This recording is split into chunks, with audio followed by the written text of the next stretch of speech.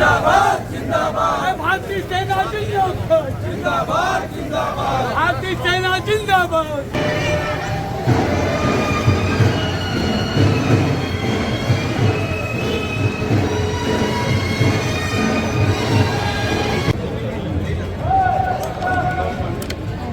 इस तिरंगा यात्रा में उपस्थित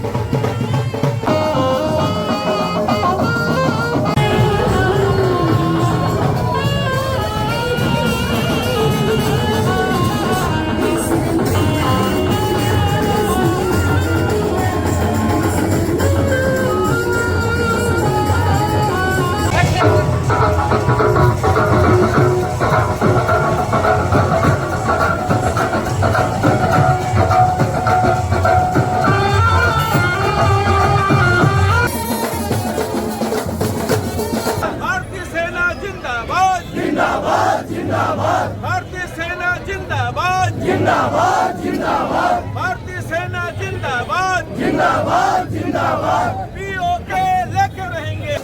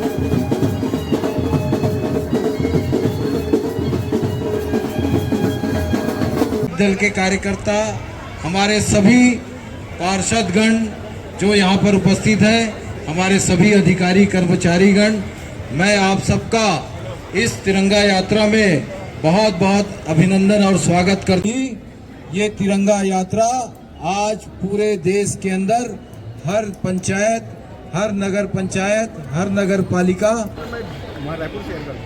आप सभी इस रैली में शामिल हुए।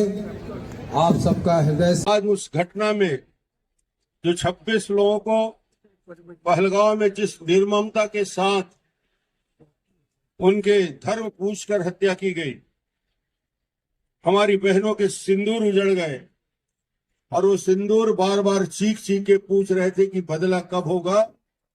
माननीय प्रधानमंत्री जी ने, माननीय गृह मंत्री जी ने बता दिया कि वो सिंदूर की कीमत ये है कि पाकिस्तान को तबाह कर सकते हैं। यह हमारी बहनों की सिंदूर की ताकत है और यह ऑपरेशन सिंदूर और इसकी सफलता ने यह दिखा दिया कि भारत की सेना पूरी तरीके से तैयार है और भारत की सेना के साथ कोई मुकाबला नहीं कर सकता। और आज मैं यही कहना चाहता हूं, हम सब मिलके उस आतंकवाद के खिलाफ एक वातावरण का निर्माण करें जिस आतंकवाद से पूरा दुनिया परेशान है। और आज हमारे माननीय गृह मंत्री जी, माननीय मुख्य प्रधानमंत्री जी, इन्होंने मिलके इस अभियान को पूरे संचालित किया है। आज मैं ग्रामीण क्षेत्र में भर्रे गांव में गया था। 2 बजे से लेकर 3:30 बजे तक भर्रे गांव की महिलाओं ने, बहनों ने बड़ी संख्या में उपस्थित होकर पूरे गांव की परिक्रमा लगा के हाथ में तिरंगा लेके भर्रे गांव के ग्रामीण से शुरू हुई यात्रा अभी हमारे यहाँ आकर राजनांदगांव के सभी लोगों ने आज उपस्थित होकर अपना आक्रोश व्यक्त किया और साथ ही साथ एक एकजुटता की ताकत दिखाई। तो भारत एकजुट है और आतंकवाद को हमेशा के लिए समाप्त कर देंगे। ये संकल्प भारत की फौज का है, भारत के एक एक व्यक्ति का है। धन्यवाद।